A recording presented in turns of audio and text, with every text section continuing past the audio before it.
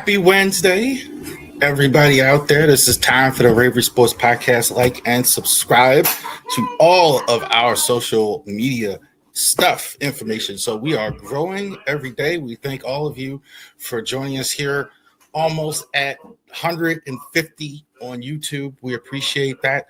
Like to get it up to as high as we can get it. So we appreciate all of you who have been watching. Facebook for a while didn't add almost any new people, and lately we have been really adding a lot of people on Facebook. So we want to thank you. Very natural growth here. None of that extra stuff, YouTube stuff you're seeing here. Real people are joining, and we thank you, and we appreciate all of you out there for checking us out here as well. Genesis Notary Services in Winchester, Virginia. If you know, you know. So definitely check us out here in the Winchester area. If you need a loan signing, process server, wedding officiant, licensed now in Maryland, West Virginia. Definitely too, we have a lot of good information for you. So definitely give us a call. If you need any services in the Winchester, VA area, if you're in the Shenandoah Valley area, we're happy to go ahead and get that squared away for you. See, Charles Harris, we are LegalShield.com. Check us out, especially on Facebook, Harris Legal Shield on Facebook. Just put it in just like this. My last name, Harris, Legal Shield, one word on Facebook. You'll go ahead, it'll pop right up. Put it in on Google, LinkedIn, whatever. If you need, definitely tell you. A lot of people right now enjoying the summer, enjoying the warm weather, everything like that. Good time to get some work done, some will done. It can really help you. Definitely refer to our Legal Shield live stream that's on the channel as well. So definitely check that out if you haven't done that. We will be, one more thing.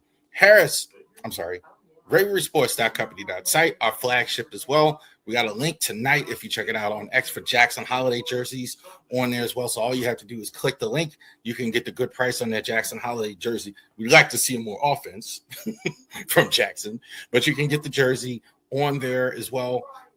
Definitely some of the merchandise on there will change once we get the football season.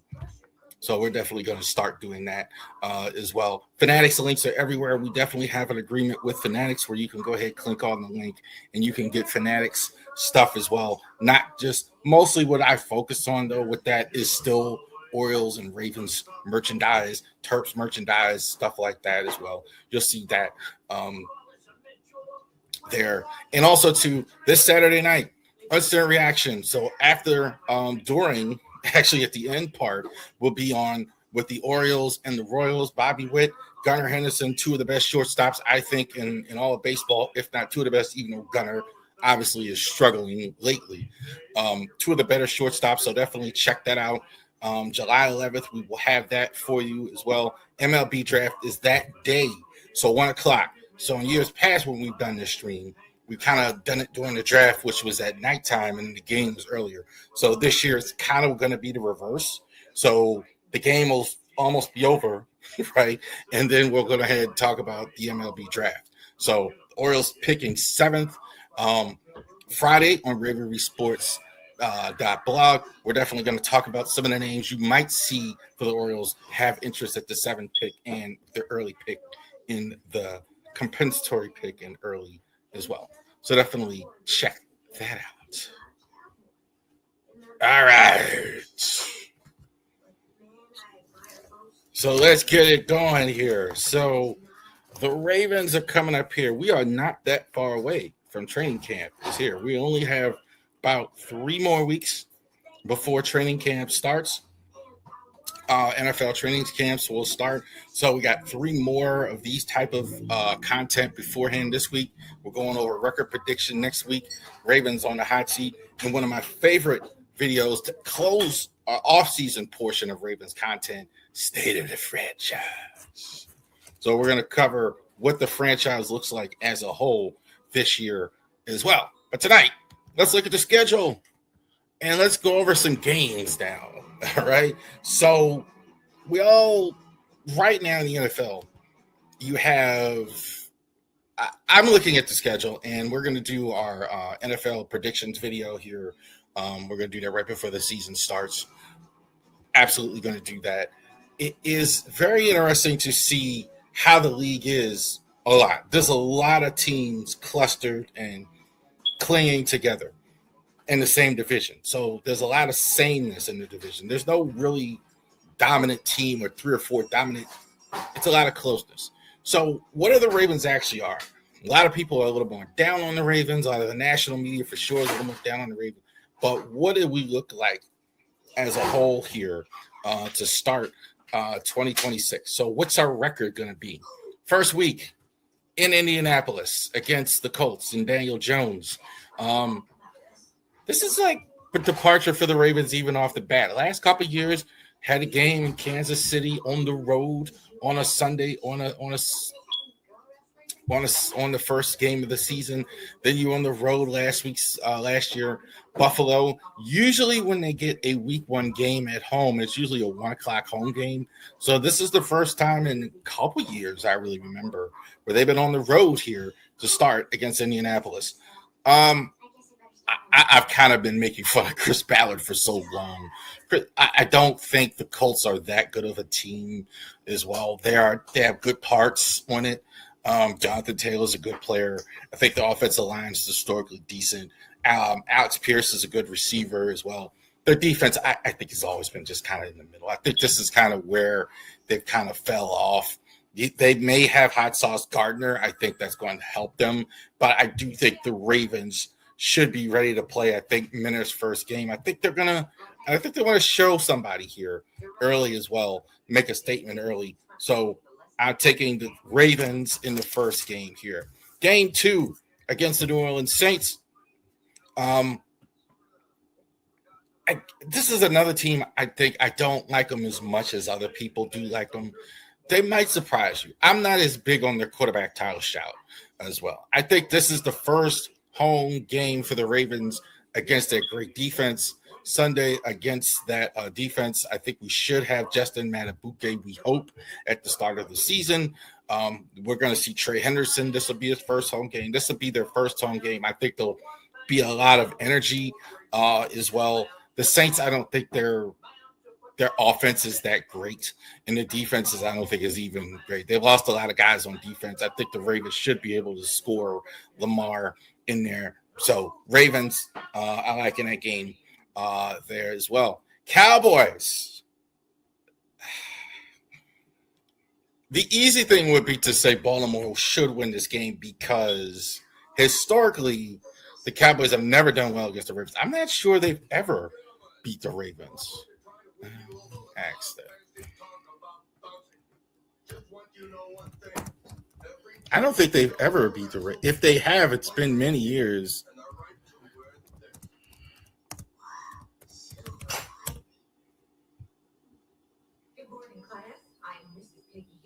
Yeah, they're 6-1 in the all-time series. So it's been a while since they beat them. So historically, they do well. I do kind of concern of a bit of a letdown. Dallas is a good enough team, and historically, the Ravens have not played well on the road in these games overseas. So this is not in Dallas, even though Sal's home game. This game it will be in Brazil. So I think the Cowboys are a little bit more used to this as well. Be a bit of a letdown. I like Dallas in that game as well. Back home in Baltimore against the Tennessee Titans. This was at one point, I think, as good as the Steelers rivalry, one of the better rivalries in the NFL. These two teams no longer in the same division, don't see each other as much. So there's a little less of that as well.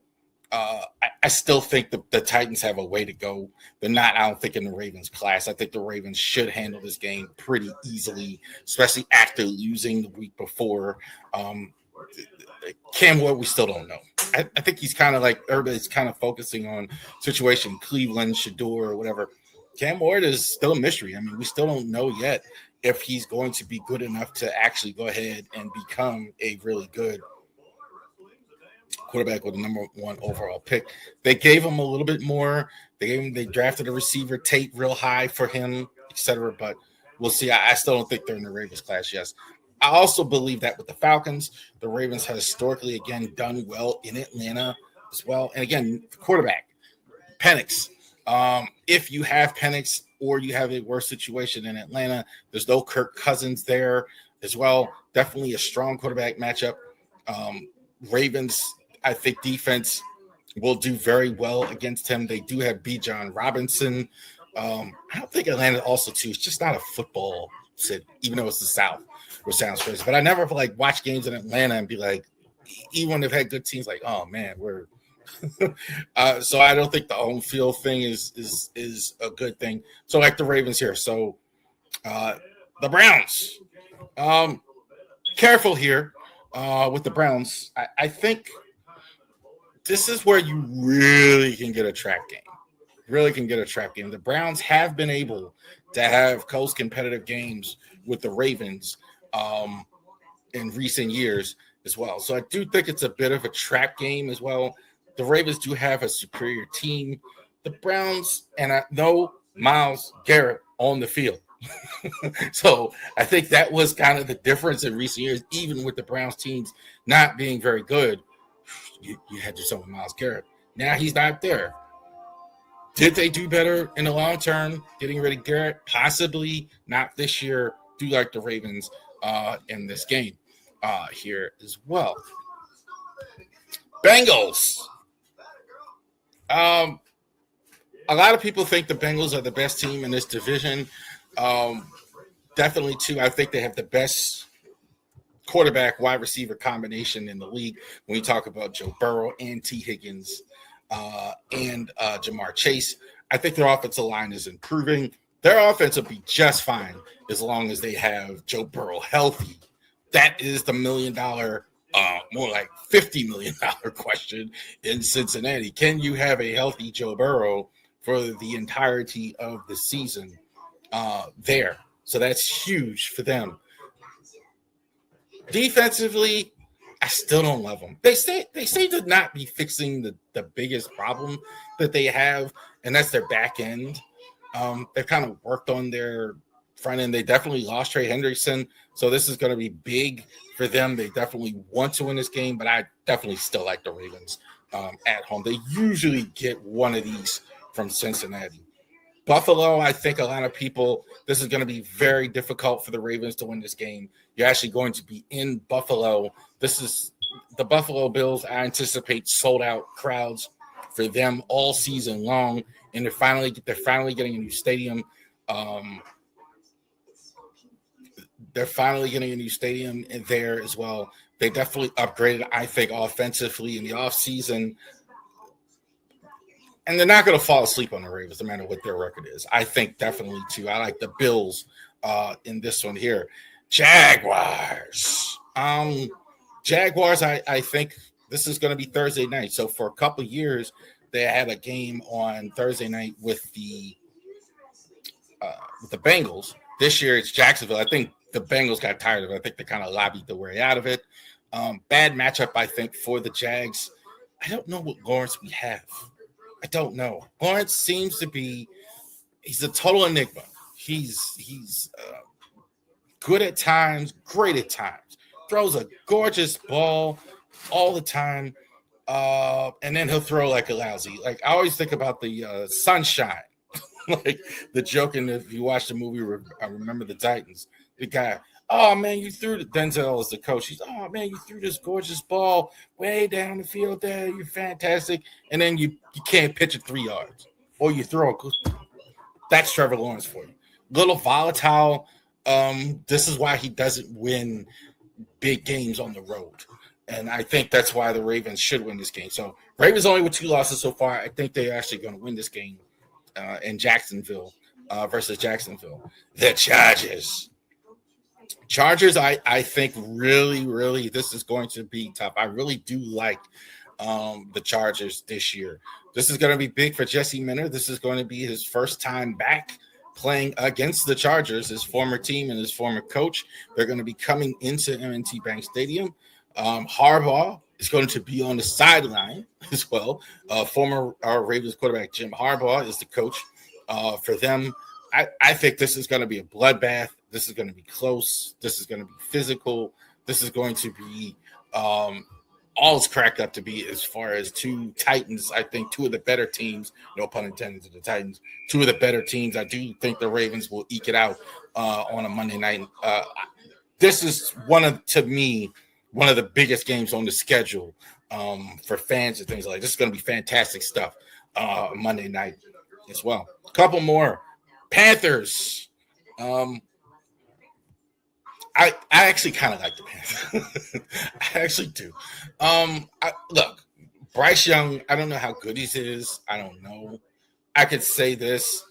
They've got the right idea, what I saw last year in Carolina. Let's not even hope that this guy becomes, 350 yards passing, all this other stuff. Take the ball out of his hands. Just throw the ball to the tight end. Just run the ball as much.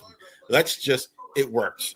So I don't know if that's going to continue to work in Carolina. I think defensively, with that formula, though, they're not as formidable enough on defense as they could be. I do worry about this as well. I do think the Ravens should win, but I do worry about this as well because I think the Chargers game is going to be very, very tough for them, and you're definitely going to be looking ahead to next week. I think it's going to be a huge AFC matchup, and you could look past the team. They're good enough to win in this situation, but I'm going to take the Ravens. I'm going to stick with that. Texans, I think I don't like the Ravens here. For years, I think what it was the Texans were just right behind Baltimore for years. Baltimore was in the upper echelon, and the Texans were kind of in that next level down. I don't think that's the case anymore. I think this is the best defense in the entire NFL, best pass rush in the entire NFL. That includes Pittsburgh or any other team you can think of, Philadelphia. I think the defense is fantastic. The only question I think there is for the Texans is, can you get Stroud to be a good enough quarterback to win you big games on the road? He's very good at home. It's quiet as cat. You look at all of his metrics. He's much better at home than he is on the road. I think the Texans beat the Ravens there on the road. Last stretch of the season, notice something. A lot of the division is at the end. So the division is going to be decided right around Christmas time, regardless of what happens. Almost all the out-of-division games are over, except for Week 13, Sunday, December 13th. The Bucs. I think the Bucs do have a shot here. I do. I think the Bucs are probably a little bit slept on. I don't love Todd Bowles as a coach. I hate to even say that because I like him individually. I think he's under that Dungy tree as well. But I just, his teams just don't do anything enough for me on offense. They kind of just, he kind of reminds me of Jason Garrett on the sideline. It's just not enough. I like to see a little bit more from him there as well. No Mike Evans there as well. I think offensively they'll be really good. Baker Mayfield, I think, this might be one of the better reclamation stories in the history of the NFL. But I do like the Ravens in a late season game that they actually need. Boy, I'd love to be able to tell you that we're going to win this game in Pittsburgh. This is definitely first of two against the Squealers. Squealers, I think, they're going to be interesting. I don't know how good the Squealers are, frankly. I think if they were 12-4 here and in front of the division, it wouldn't completely shock me. But I just got the 8-8 kind of sinking feeling. It'll be interesting to see how they respond without Mike Tomlin. That'll be fascinating because I think with Tomlin there, as much as these Steelers fans didn't like Tomlin or got tired of the message of blah blah blah, he would get you at least this far. So it'll be interesting to see how well they do with the new voice on the sideline from a guy. Him and Aaron. Aaron also too. He's pretty much said this is going to be his last season. I don't know if they're not in it. I don't know if we're even going to have Aaron here. But as well, I'm going to take the Steelers, though, on the road. They usually do well against the Ravens here. Ravens, I think, do beat the Browns. I think the Browns are going to struggle a lot this year. I don't think the Browns. I don't know if they win 5 games. Their quarterbacking is just not great. The coaching hire Monken is. I don't know about it. They got rid of Garrett, which I think which is not a bad decision, but it's not going to help you in 2026. It's certainly not going to help you in 2026. If they get quarterbacking, I think they do have a shot defensively, but we'll see as well. I don't think they win many games. Bengals, I think, do win this game against the Ravens. I do think they usually go 1-1. I'm going to take the Ravens in the home game. I'm going to take the Bengals at the home as well. Prime Video. So the Bengals are getting this game at home on Christmas Eve, 8:15, Amazon Prime Video. The Bengals, I think, are going to be there. I do believe they're probably better than Pittsburgh. I don't think Cleveland will be. The Steelers might be. I think the Bengals, unless you have more Joe Burrow problems. But I think, assuming that he's going to be there, and that's all we can do in July is assume that you're going to have that. I do believe that the Bengals are going to be there. I think this game is going to be for the AFC North, possibly as well. The 2 best teams in the AFC North, the Bengals and the Ravens. And the Squealers, we don't know if it matters. I'm glad we got it at home. If they need it, they should win, I think. If they win this game and they get in the division, depending on if they need it or not, if they need it, they should beat Pittsburgh at home. Could be the last game in the NFL for Aaron Rodgers. There you go. So, 12-5. That's what I have for the Ravens. I think there is some concern. I'm a little less concerned than some of the national media and some of the things I've heard. You could say that purple-colored glasses or whatever, but I think there are some concerns. I think center concerns me. I think some of the youth on offense concerns me. But I'm not overall worried about it. You got Lamar there. You got Henry there. You got Zay Flowers there. You still have Mark Andrews. I think you upgraded, I think, at the guard spot. I think whatever you lost, I think on offense should be good, especially with a healthy Lamar Jackson. I think that's going to be key. Defensively, you got much better. With Matabuka and Hendrickson, that's huge. You get those guys in there. That's a big deal, getting those guys healthy as well. There you go. So that's the Ravens record. I think they're going to go 12-5 this season. We will see. We're going to do the whole league as well. I think that they're fighting for the division. All this stuff where they're going to be worse, that's just, I don't believe that. I don't buy that as well. Buffalo's going to be there. Houston's going to be there in the AFC. I don't think there's teams much better than the Ravens other than those two. Even if you say this, I'll give you Houston and I'll give you Buffalo. Denver's right there. Really good, obviously. Chargers. The Ravens are a really good team. Let's not get it twisted and think that they're going to fall way off or anything like that. All right. So now we've got some of my favorite lists here as well.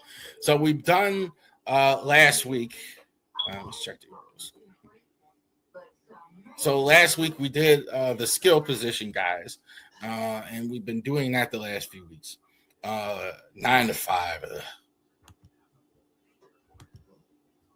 Orioles, man, I don't know, man. All right, back to football. Orioles, not doing so great. We're going to talk about the Orioles at the end here, as we always do. Top 10 offensive linemen in the NFL, offensive tackles, rather, in 2026. There's a lot of sameness here with a lot of the offensive linemen. I think, like, you see, this is a position where if you're elite for a while. I don't think you have a lot of I looked at a lot of the names and looked at a lot of the metrics, the win rates, the PFF grades, and all that other stuff. Looked at the conditions. Okay, well, this guy's going to a lot of the same name. Some of the positions have moved. I think number one is new, but I think a lot of these guys are foundational pieces as well. It always changed the game forever. For those of you too young to remember, the greatest. I think one of the greatest things, not one of the greatest, but one of the biggest big time hits.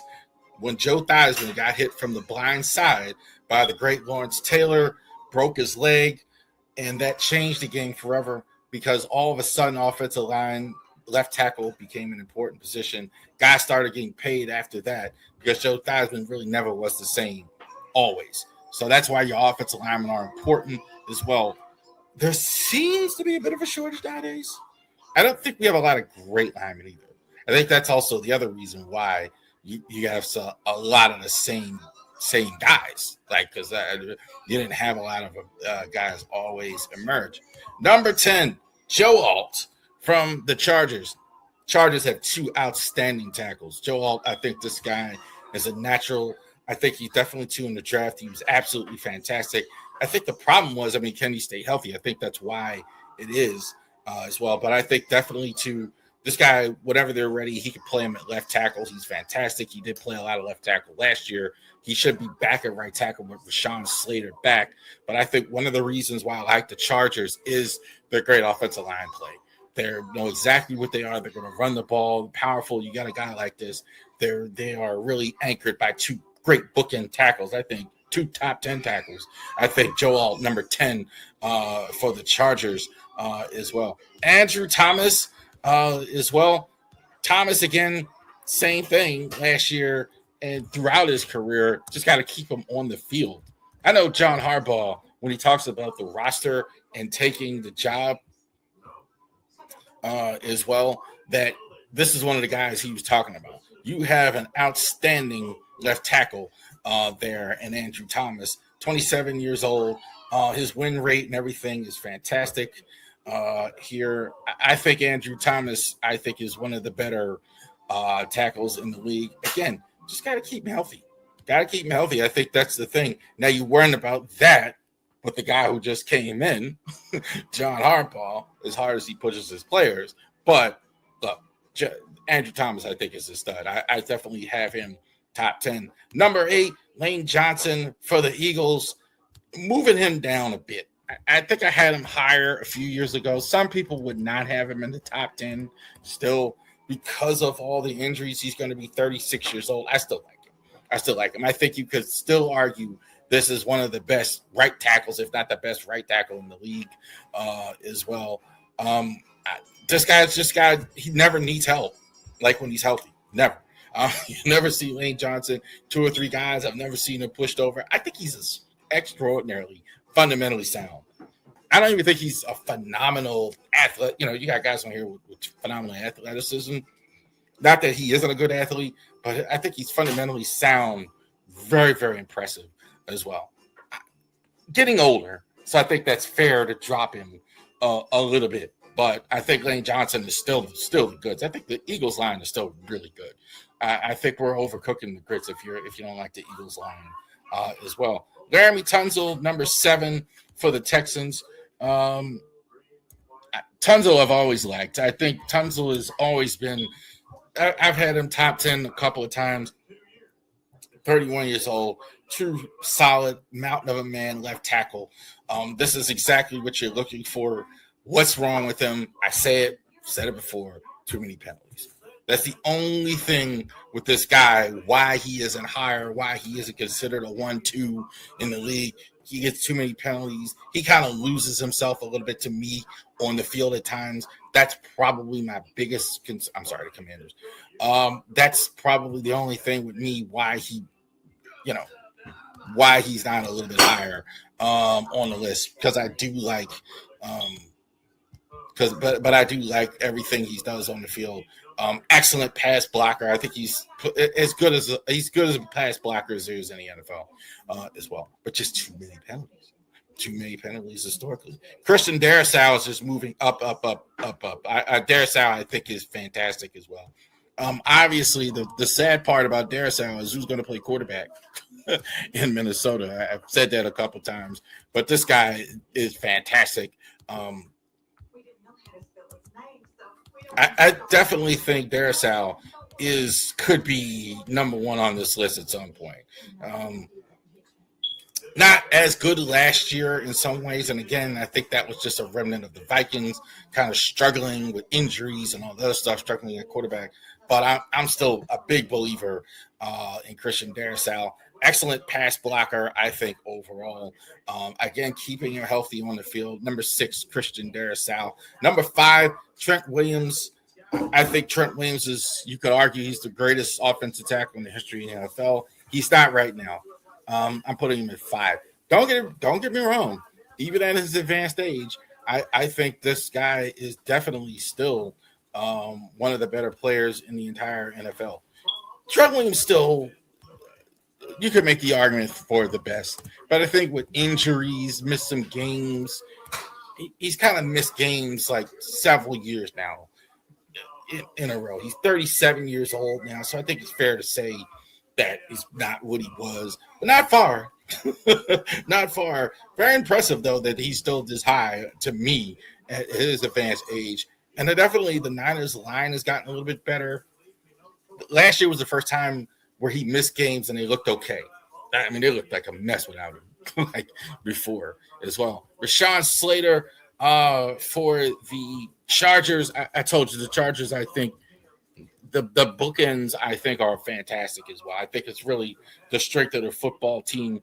Rashawn Slater, number 4, does everything well. Does everything well, in my opinion. I just think the injury last year was really a thing as well. But but before that, he really was a stud going forward. So I'm fully confident that he can bounce back and come back and be a top 10. I love Slater. Slater, I think, is going to be top 5, I think, for a long time. Number 4, Rashawn Slater. One of these years, I'm going to say his name right. Jordan Malala. There you go. From the Eagles.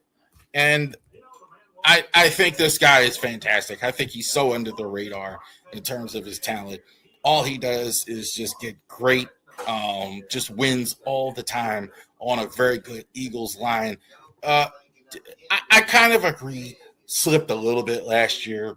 You could argue the year before he was at 1. I don't think he was at 1, but I think he's really, really good. Definitely 2. You talk about Lane Johnson, the run blocker. This guy's on the right side. He's the pass blocker. I think he's fantastic as well. There's like these top 5, a lot of them, and this is kind of the point of the list. If you say he's 1, I don't argue too much with that. I definitely think he's right there. Penei Sewell, number 2. Some people are gonna say, "What are you doing?" Penei Sewell, number 1. Like Penei Sewell, I think is 2. He is now finally is going to take over as good as he's been at the right tackle spot, and he's been there as well. Outstanding run blocker, outstanding period. Finally, he's going to take over a left tackle and everything like that. I got no problem with Penei Sewell with the injuries and everything like that. Lions, I think this guy it's a cheap cab ride around this guy. But number 1 is Tristan Wirfs of the Bucks. Wirfs, I think, a little bit concerned again about the injuries, but I think this guy is the cab ride, like, or nowadays Uber. You better. This guy never loses. Double teams, does get penalties at times. I don't like. That's about it. But Wirfs is super dominant. So I thought he was the best in the league last year. I think going forward, I think he's going to be the best going in 2026. Tristan Wirfs, I think, definitely 2 on a good Bucks offense as well. So definitely like Wirfs. Number 1 in the NFL. There you go. So Tristan Wirfs, the number 1 offensive lineman in the NFL. I think you see a lot of over 30 in the league. Guys, it's hard now with practice time and all this time. Guys, it's good for guys to develop. You know, you talk about guys like Lane Johnson. You talk about guys like Trent Williams. You talk about guys are getting older, but still, I definitely see them attacking great. I really didn't see a lot of these young guys really emerge an offensive tackle. And it does take a while nowadays. It takes a while for these offensive tackles to go ahead and develop in some case. I do absolutely think that. All right.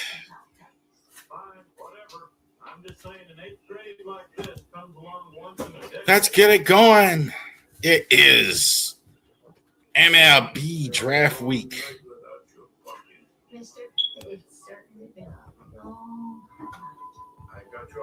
So let's get the music.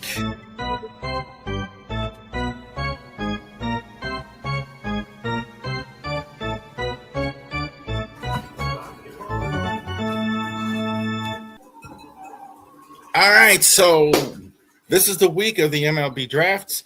So definitely check it out. We're going to have instant reaction coverage on Saturday night. We're going to be talking about the MLB draft. We're going to be talking about the first round, and we're going to be talking about the game that's going on that day, the Orioles and Royals. We talked about the College World Series, some of those names that you're going to see in the draft. Also, to last week, we mentioned mostly players in the College World Series, but also to some of the top 10 picks.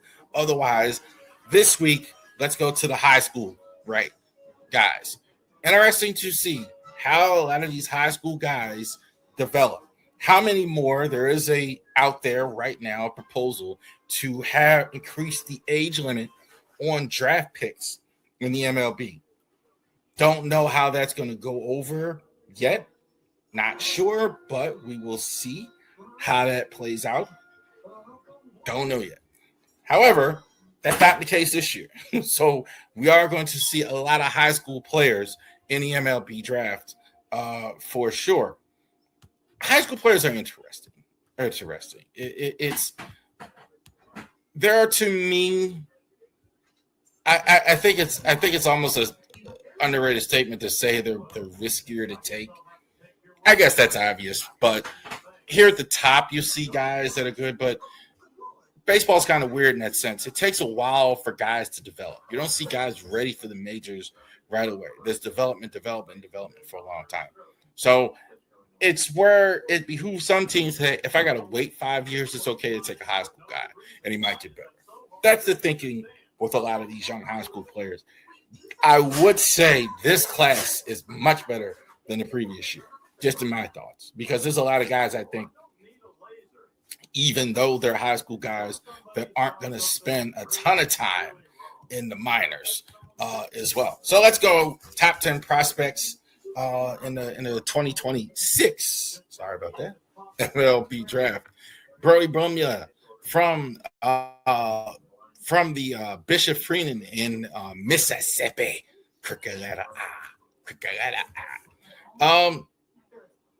Definitely throws 100 miles an hour. I definitely think when you are a guy, you are a big, tall guy like he is, over 6 feet tall, about 6'4", 6'5", and you can throw 100 miles an hour, you definitely are going to get looked at, obviously, by the draft, MLB draft. I definitely think this is a very high pick in this. I don't know if he goes in the first round, but maybe a late first, because this is developmental, in my opinion. He's got some control things from the videos I've seen of him.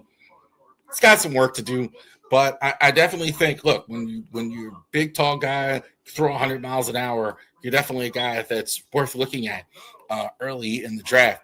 Bo Lawrence from the Church Episcopal in South Carolina as well. So he is really, really a big, tall third base prospect. Some people question if you can leave him at third base. I think he's still got some development to do at third base. When I see him, I don't know if he's going to be great defensively.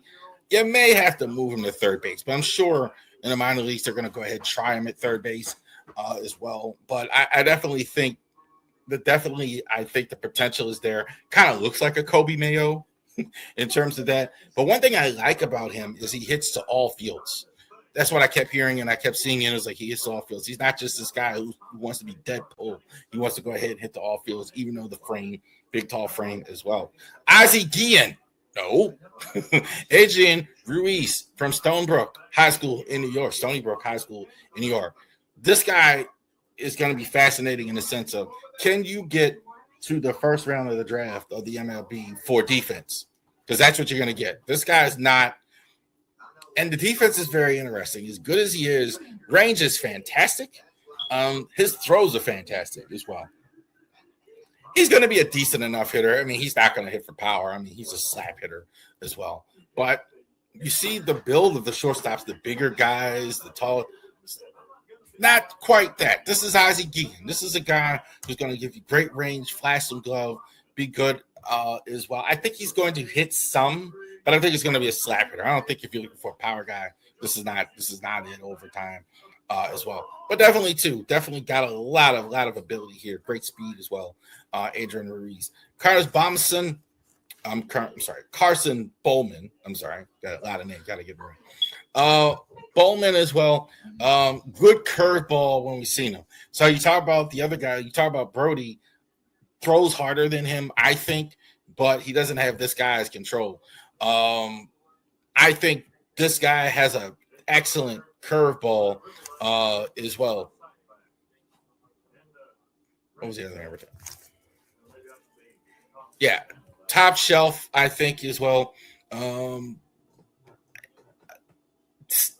Interesting to see if how much they value a guy who doesn't throw 400 miles an hour nowadays, even though he's a left-handed. So that'll be interesting to see if they go ahead and they value that a guy who doesn't throw 400 miles an hour. But definitely excellent throwing, but I love his control and I love his curveball. I think it's very impressive. Trevor Condon, big, strong outfielder from Georgia. Definitely one of the best players in Georgia this season. Kind of stuck up on people as far as being a prospect a little bit, but became one of the I think he's the player of the year in Georgia. This is kind of what you're seeing now. You see now it's been a lot of good catchers, a lot of good shortstops, outfielder now. This guy, I definitely think the power is there, potential. This is what you want. You want a guy with power potential. That's definitely true here. Jared Granger, Huntington Beach, California. He's a pitcher. I mean, he's definitely throws very hard as a pitcher as well. Some people think he could be an offensive prospect. So I think that's fascinating for some teams. Even though he's a pitcher, I definitely could see a team taking him as an offensive prospect. But it'll be fascinating to see how it depends on who takes him as well. I think offensively, I think he's got a lot of potential there as well. So I don't know if he's a two-way guy. I think a lot of these organizations kind of steered away from two-way guys in recent years, but I definitely think Granger, I think, is really good. Gio Rojas, number 4, Stolman Douglas. Now we're getting to the top of the first round. Rojas, I think, is eye-popping. I mean, when you see him, I mean, his stuff is just fantastic. Blows you away. Definitely this guy's not going to stay in the minors long as a left-hander. Some control, but I think it definitely should work. Definitely you could probably put him, if you wanted him as a closer prospect, I ain't worried about it right away. I think he definitely could be a closer for sure. He can start. They're not going to do that. But I think like a faster path, if they want to go ahead and put him in the bullpen, I definitely think that's absolutely true. Eric Booth, definitely legs player, great speed. I think this is definitely, if you want the center fielder, the true center fielder, I definitely think this is a guy the Orioles, I think, will look at. You know how much they love those outfielders. It's kind of what Michael Elias's DNA is, getting a guy like this. I could absolutely see them turning this in at 7. I think it's probably if some other names are gone, but definitely I think if you have that there, it wouldn't shock me. They took an Eric Booth. The top 2, easy. Jacob Lombard from Gulliver Prep. Some people think these guys could be the number 1 overall pick. I'm not as high as far as that goes as well, but definitely in the top 10. Lombard, absolutely, I think is. I think offensively, this is not as impressed with his defense as much as Emerson. I think that's why Emerson is higher than him. But I think the bat is there. Everything else is there. I don't love him at shortstop as well. I might want to move him to third base. But from what I've seen, the throwing arm is absolutely there. But I definitely that's the biggest thing between the two. Emerson, I think, has it all. I think Emerson is fantastic as well. I don't think he's quite as polished at the plate as and again, it's hard. It's a little bit harder with high school players because you don't watch whole games as much. You're just watching. But I don't see a guy offensively that's just gonna like right away. But the potential is there. Everything else is there. Definitely great throwing arm. Great power potential. Love his stance. Love the way he swing. Gorgeous swing. So Emerson definitely number one high school player in the draft. There you go. All right. So there you go. Number one high school player in the draft is as far as that goes, Grady Emerson. I'd be surprised if Lombard went ahead of him. I'm thinking that it'd be about the third pick where they take him as well. But whoever gets him is going to get an outstanding player. So definitely check that out. So let's check the Orioles score.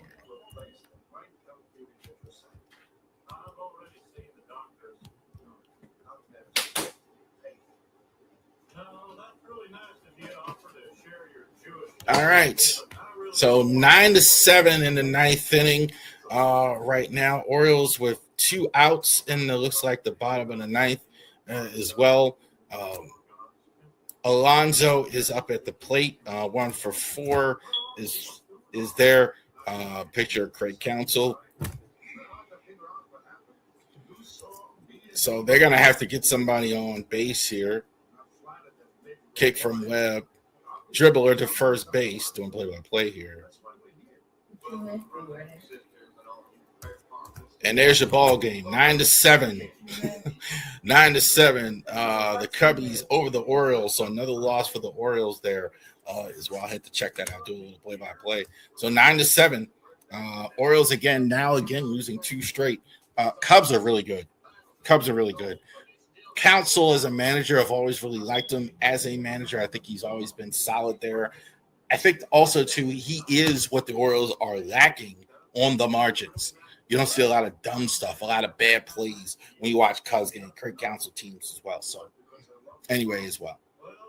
Why is next Thursday on the screen? Next Thursday, for once, I'm actually not going to be here. Next Wednesday, I'm actually not going to be here. I'll be out of town next week for a couple days, so we're going to move it back to Thursday. Bravery Sports. I don't know how much posting I'm going to do while I'm on vacation with my wife for once, so I don't know. But Thursday night, I'll be here. We're going to do the podcast as well. Saturday, we are going to be here for the Orioles. The Orioles Instant Reaction. We're going to have that. That's going to be live on Driving to the Top channel and the Bravery Sports podcast. So we appreciate all of you out there that are watching. Real quick, I just want to thank all of you for watching. The numbers, my little modest little channel where I had 2 people watching. The first in 2022, if I had 6 people and 2 of them were my family, that was that was wild. Now we have hundreds of people watching on the views, hundreds of people out there interacting, whatever, and we appreciate it. This is Baltimore sports content. This is how it was presented a lot of times when I was growing up in Baltimore. Guys like when I was watching guys like Phil Wood and Jeff Rimmer and Nestor Aparicio and all those guys when I was in high school and coming up in a big sports fan, Stan the Fan Charles. This is how we are Baltimore sports content. This is specifically designed for people that don't live in Baltimore that follow the team. So definitely, too, there's a lot of people that live here in Virginia, that live, I was just talking this week with the Heat in Oklahoma, that live in Chicago or live in different parts of the country. How can you follow the team? How can you stay connected to the team? You can watch us on our platforms as how. You can watch us on our Twitter page, our YouTube channel, our Twitch page. Some of y'all are watching on Kick. Some of y'all are watching on LinkedIn. Some of y'all are checking out our content. Some of y'all argue with me on Facebook and Twitter. So we appreciate you. All that. We're here, Oriole fans, to serve Oriole fans. Definitely. And two, check out the jerseys, man. Definitely go to ravensports.com.site. Check out our jerseys. You haven't, if you've never done that, you can go ahead and get that Jackson Holiday jersey, that Cal Jr. jersey, that Ray Lewis jersey, the Orioles hat, the Raven stuff. You can go to all of our stuff and get it on our website. So definitely check it out. If you've never done it, tell somebody you know. Hey, ravensports.company.site. Check it out. So absolutely check out. And also, too, if you don't want to do that, also fantastic. Definitely like and share the video. So if you've never done that, like and share the video. I see a lot of the content creators. Shout out to my man. I don't know him well, obviously, but Ryan getting us like a sleeper Ravens as well, the Flak Rundown. So check it out. So his platform is building as well. He's been on the show. We appreciate him doing that. And so I just want to thank all of you out there. Well, I had a minute here as well to thank all of you out there for taking the time with us on Wednesday night or whenever you're watching as well to go ahead and check us out here. All right. Yeah. I've been more cynical, obviously, because we haven't been doing as well lately. The Orioles. It's death by a thousand cuts. It's to just use that lame old expression because it's not just one thing. That's almost in a way when you have problems in life and problems in sport. It's always easy if it's one thing. You know, if your biggest problem is you don't have a job, get one. You know, if your biggest problem is you don't have a woman go on a date. If your biggest problem is, fix one thing. Like this is several things that are issues right now for the Orioles. So let's go over that real quick. Designate Chandler Chomp for assignment. Place Ryan Helsley on the 15-day DL and recall Jeremiah Jackson and Anthony Nunez from Norfolk as well. Are they going to carry three catchers? I think they're going to have to at some points this year. Chandler Chomp and South are major league players. They're just third string backup catchers. You could play them on Sunday. They're going to fight all season about that. Do you want to carry an extra roster spot for a guy? I don't hate the idea, but it'd be interesting to see how much they do that. Ryan Helsley went on a 15-day DL. We're going to go into that for sure. Jeremiah Jackson and Anthony Nunez recalled from Norfolk. Jackson should have never been down in the first place. Jackson should be starting, I think, but that's a whole nother thing. We could argue. Anthony Nunez back. Anthony Nunez, I think, is going to be up here most of the year, but definitely now with the injuries that the Orioles have there as well. Sent Yamil Dargo to Norfolk and Sam Huff to a minor league contract.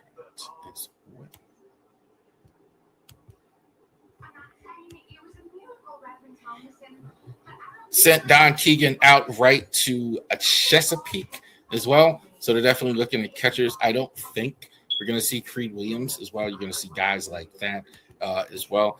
These two have been kind of like yo-yoing up and down. Nick Rackett and Cameron Weston optioned in Norfolk. I think this is just roster gymnastics, in my opinion. They've kind of brought him up sometimes. I think he's barely pitched, and same with Cameron Weston as well. With injuries in the back of these guys, I think these are guys they just kind of look at as they can just, we can option them up and down. They're 4A players. I mean, of course, they'll never say that out loud, but that's I think that's why you keep seeing these guys go up and down. Couldn't they pitch one game? Sure. Are they going to do more than that? No, they're not. Keegan Aiken met with Dr. Gradmister for the evaluation on his elbow next week. Ryan Helsley will go through further testing on his elbow next week. Colin Shelby will visit Dr. Neal. I didn't put his last name in. I didn't put his first name in because of the character. Aiken, I don't think is going to play this year anymore. I think Keegan Aiken didn't look right all year. I thought he struggled with command. He struggled with some things. They put him back on the IL. It's very possible that you're going to have Keegan Aiken take Tommy John surgery, and you're not going to have Keegan Aiken at all this year. Ryan Helsley, same. This is twice down real quick. He hasn't even hardly been off the AL. He didn't look good at all when he came in. He immediately gave up home runs in his first start. I think maybe he got a save. Did he get a save? Maybe he did, but not good. Helsley, when you start saying things like, well, we need to get another evaluation, that's not good. So I don't think you're going to have Helsley at all, or Aiken this year. We'll see. Maybe they give it a shot. We'll see. Sometimes a miracle happens, but as well, Colin Shelby, I think it's been for a while. I mean, I think, I don't. If he comes back, it'll be next year as well. Also, too, real quick, I didn't put that. Batista has been doing more. Fascinating to see now the way is paved now for Felix Batista if they can get him on the field. As far as that goes.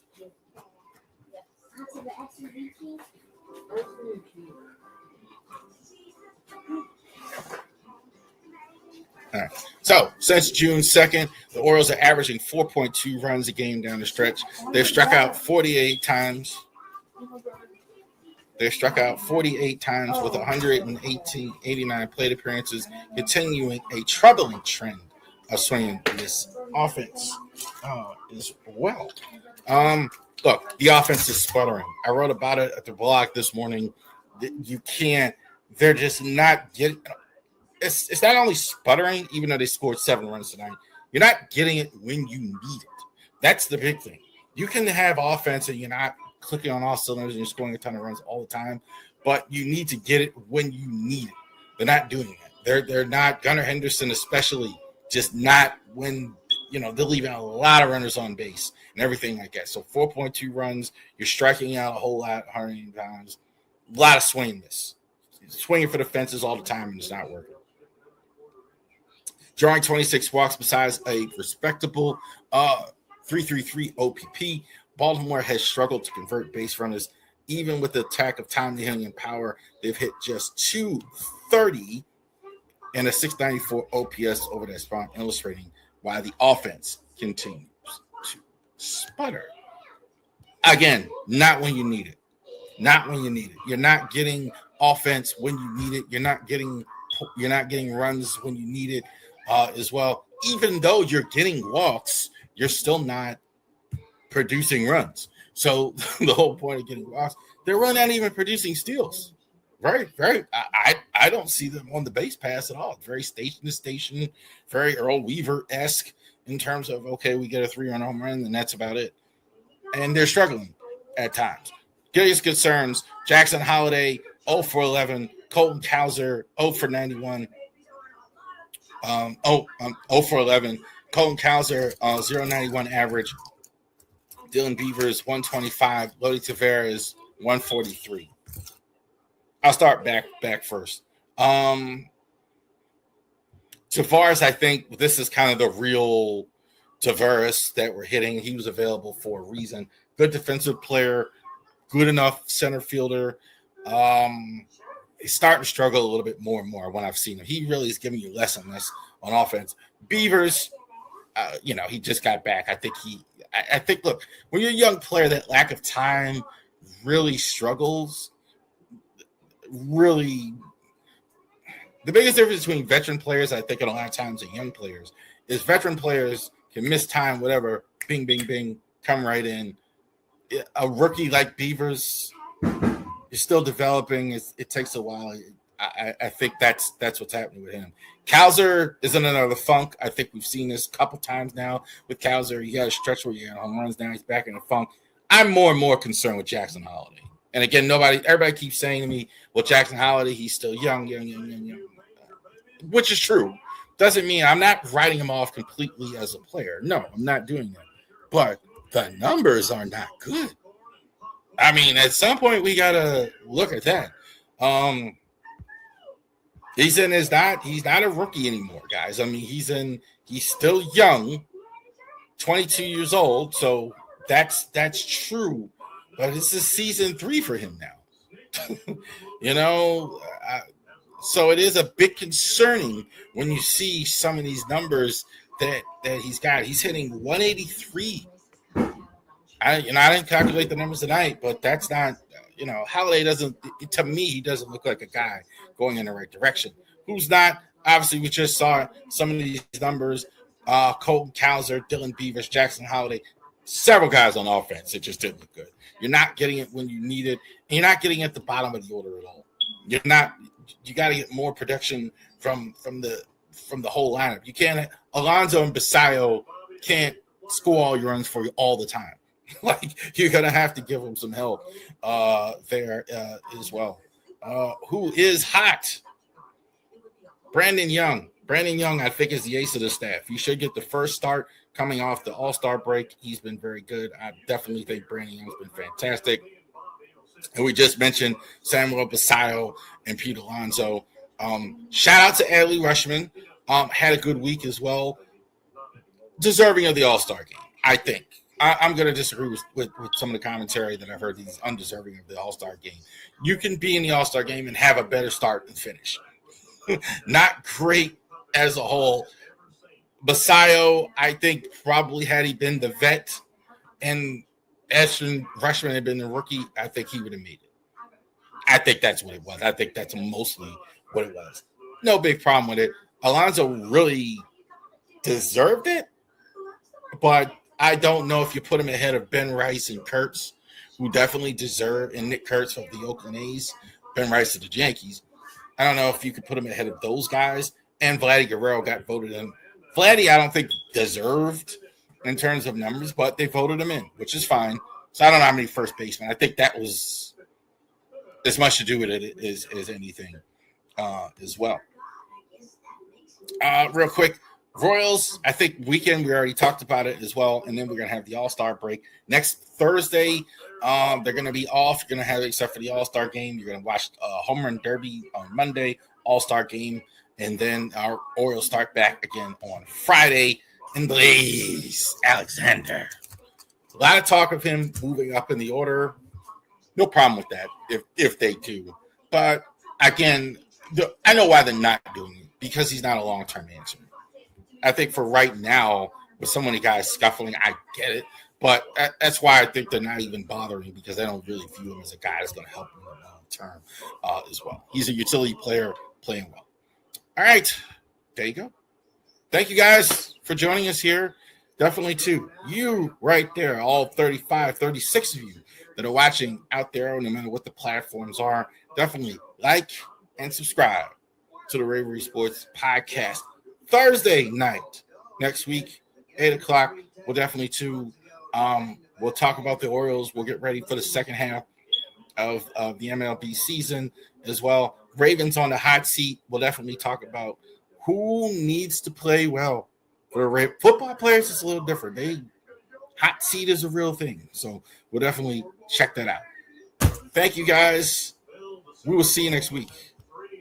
Rather, we'll see you Saturday night.